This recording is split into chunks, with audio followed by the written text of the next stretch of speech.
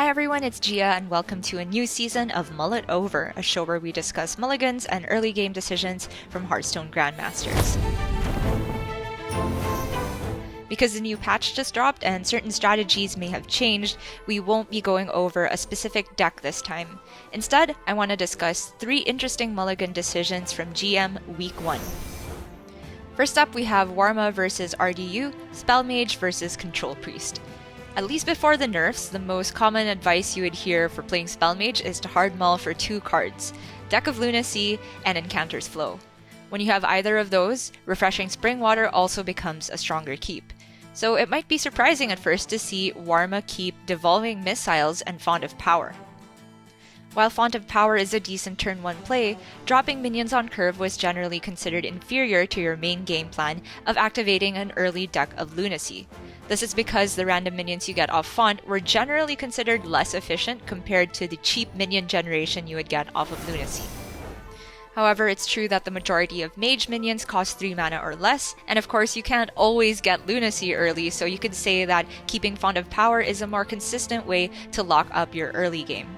Could also be that Warma was trying to capitalize on the slow start that Control Priest tends to have. On top of that, he keeps the defensive card Devolving Missiles. This may seem counterintuitive if he's planning to be the aggressive one, but since he has already decided on the minion game plan, Warma identifies that Devolving Missiles can also be used aggressively, as a cheap answer for Priest's Far Watch Post, Mancrick, Ogremancer, and so on.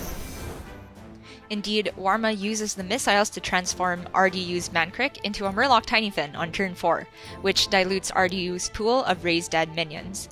More importantly, it allows Warma to consistently push damage from his Confection Cyclone without having to worry about Apotheosis potentially negating his efforts, especially since he continued removing RDU's minions every time.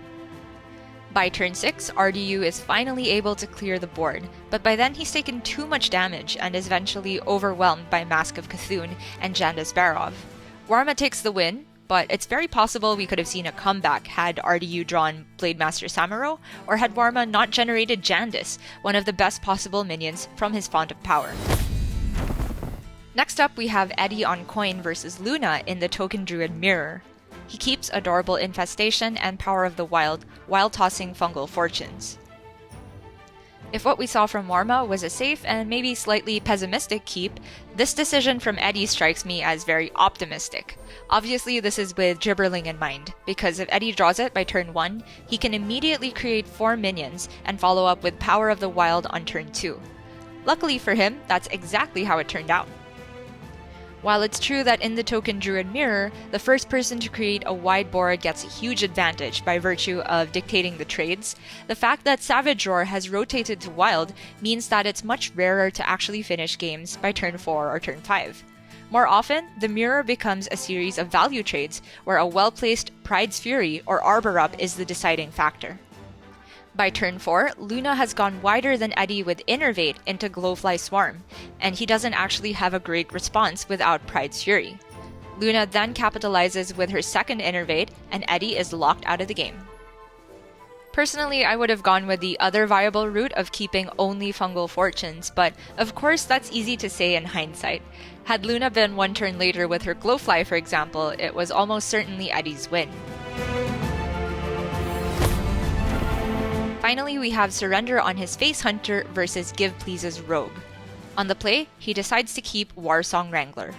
Face Hunter was certainly a niche deck last week, but the limited ladder data that's out there does indicate that Wrangler is among the top win rate cards for the deck when kept.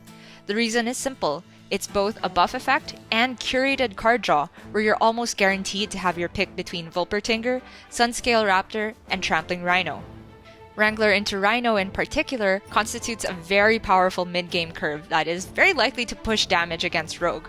However, the natural downside of this keep is that if you don't hit your early minions, that mid-game curve won't be enough to race the Rogue. Note that Surrender ran 8 good turn 1 plays, not including Penflinger and Tracking, so it's fairly likely for him to have gotten at least 1 by the first draw, even on the play. However, as it turned out, he drew so badly that his first minion hit the board on turn 3, and he had to let an Octobot activation go off. When Rogue has the coin, going for an early Kolkar Pack Runner Swarm is not exactly viable, so Surrender was clearly trying for the ideal curve here. It didn't work out this time, but hey, optimistic keeps are sometimes necessary in unfavored matchups. Given that us casters couldn't reach a unanimous decision on any of these mulligans, it's clear to see that the meta is still young and matchup understanding is still in development. With the new patch that just dropped, we can expect even more questions to arise this weekend. But for now, I think I'll leave that to the Grandmasters. See you next time!